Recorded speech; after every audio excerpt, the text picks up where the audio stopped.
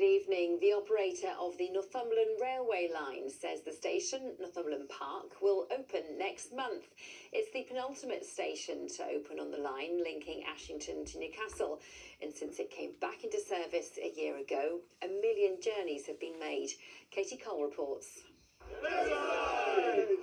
At Bebbside Station in Blythe, an event to mark a milestone on the Northumberland line. Since it reopened 60 years after the old service ended, 1 million journeys have been made. Broken every expectation, it's smashed the business case, it's gone beyond every expectation. It's a huge success for the area, a huge success for the railway, and it is changing lives.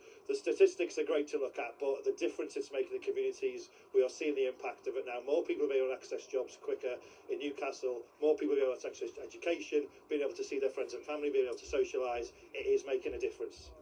The line connects Newcastle to Ashington, although at the moment only 5 of its 7 stations are open. Northumberland Park will open on the 22nd of February, with Bedlington expected in the coming months. As well as taking more people into Newcastle, the leader of Northumberland Council hopes it will be a huge boost for tourism in the county. This rich heritage that we have in this part of Northumberland, we have many people that visit our hills and our coasts. But I want to see more tourists coming here as well. So I think that's another benefit, another advantage of this line that will really work. Northern say they are exploring putting on more carriages on more services. They say they know trains have been very busy in recent months, particularly for Newcastle fans using the line on match day. Those numbers are only likely to increase, as soon all 7 stations will be open on this line. Katie Cole, ITV News. Emergency measures are being put in place to combat the effects of possible major water shortages in the coming years at renowned public gardens in North Yorkshire. The environmental charity, which runs Harlow Car in Harrogate, is investing in projects to preserve its plants during erratic weather patterns. Staff there are also urging amateur gardeners to take similar steps. This time of year, the stream is in full flood, that we have plenty of water going through, and it feels like, yeah, there's no problem, we've got plenty of water. But come the summer, when we don't have the rainfall and there's nothing coming into the beck, we literally have a spring that feeds through and it's just a trickle. And that's when you have to start, you begin to realise, yeah, you've got to think in the winter how you're going to capture the water that you have. Further plans for massive football fan zones to celebrate Euro 2028 have been announced. St James's Park is due to host 5 matches of the tournament.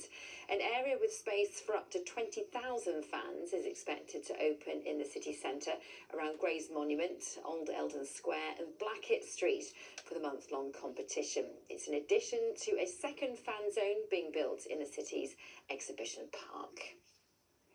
And staying with sport, it's been a bit of a mixed bag today in the Premier League. Sunderland were away to East London side West Ham, who beat the Black Cats 3-1.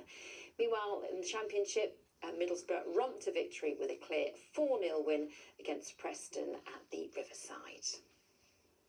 Now, the Geordie play Jerry and Sewell will close its 2-week run in London's West End tonight. The show about 2 Newcastle United fans started at a small pub theatre in Whitley Bay almost 4 years ago and has been at the famous Aldwych Theatre. It saw 11 of the 13-strong cast make their West End debuts. It's a universal story. It's a story about hope.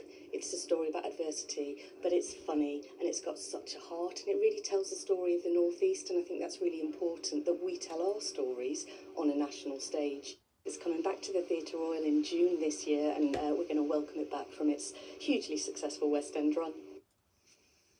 Finally, congratulations to Gemma Potts from Crook and her former racehorse, Charlie. They've been named winners at the Retraining of Racehorse Awards for their incredible partnership. Gemma was left paralysed in 2021 and credits the horse she competes with for keeping her going. She told us she was simply overwhelmed. That's it for the weekend team. We're back with more news and sport tomorrow. The weather's next with Emma. We'll see you soon. Take care. Bye-bye.